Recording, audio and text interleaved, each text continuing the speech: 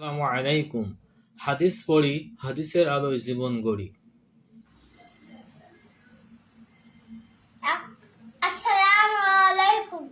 এক নম্বর হাদিস শরীফ قال النبي صلى الله عليه وسلم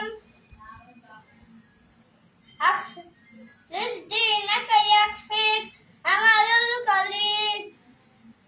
এক নম্বর হাদিস শরীফের